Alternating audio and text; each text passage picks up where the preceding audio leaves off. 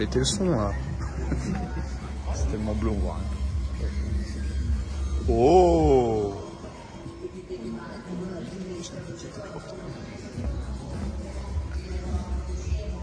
Attention, ils vont démarrer l'automobile.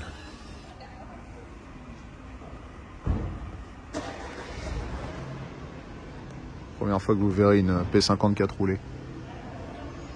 Pardon, 408, puisque maintenant on sait comment elle s'appelle.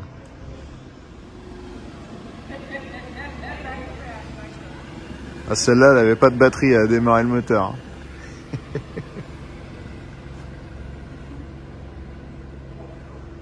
En fait.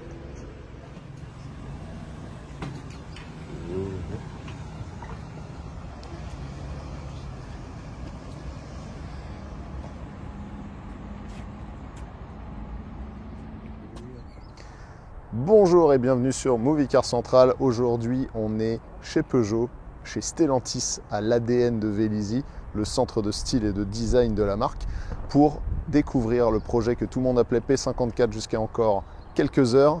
Et on la découvre, la nouvelle 408. Il y a beaucoup de choses à dire, suivez-moi.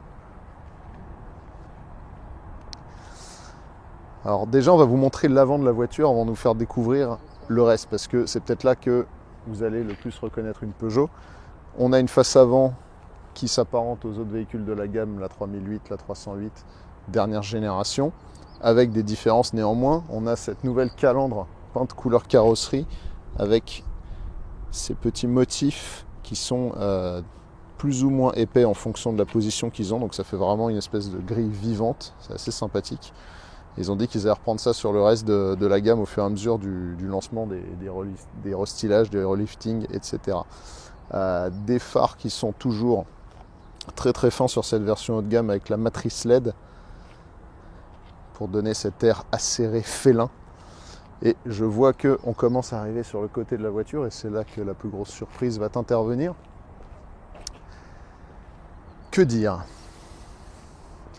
Sur toutes les photos qu'ils nous ont montrées pendant la présentation, on avait l'impression que c'était un SUV, même s'ils nous ont bien dit que ce n'est pas un SUV, c'est le renouveau de la berline tricorps, mais en mode fastback pour pas que ce soit vraiment un tricorps avec un coffre séparé, comme on a pu voir sur notamment la 408 qui existait en Chine auparavant, qui était une 308 avec un coffre.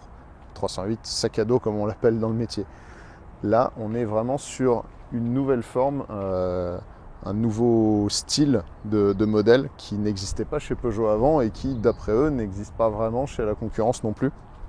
On a une voiture qui fait 1,48 m de haut, donc on n'est pas du tout sur un SUV, on est vraiment sur une voiture rehaussée, une berline rehaussée, avec pour principal intérêt d'avoir un poste de conduite qui, lui, n'est pas celui d'un SUV. Et évidemment, la voiture hurle, je ne sais pas pourquoi. Ah, ça y est, elle a fini de hurler. C'est pas grave, je couperai. Ou pas, puisque je couperai rien de toute façon. Avec à l'intérieur, comme ça on va vite se débarrasser de l'avant, une position de conduite très typée berline, pas du tout SUV, donc vraiment une approche différente de ce qui se fait ailleurs, et même de ce qui se faisait chez Peugeot jusque-là, avec le tableau de bord qui est connu puisque c'est le même que celui de la 308. Alors, ils nous ont expliqué que c'était pas juste par manque d'inspiration ou d'ambition, que c'était ce tableau de bord a été créé en même temps que la 408, qui elle-même était créée en même temps que la 308 nouvelle génération, sauf que la 308 est sortie avant, mais ils avaient demandé aux designers de développer un tableau de bord vraiment spécifique pour la 408 très haut de gamme. Ils ont décidé, en voyant le résultat exceptionnel, de le réutiliser sur la 308.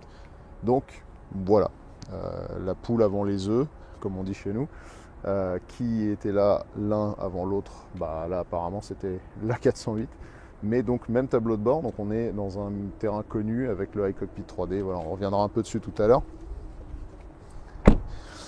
Ce qui peut marquer vraiment une grosse différence par rapport au reste de la production et ce qui moi m'a tout de suite interpellé, c'est la largeur de la porte arrière. Je ne sais pas si vous vous rendez compte, la porte arrière fait plus ou moins la même longueur que la porte avant, à peu de choses près. Et ça, je crois que ça n'existe nulle part.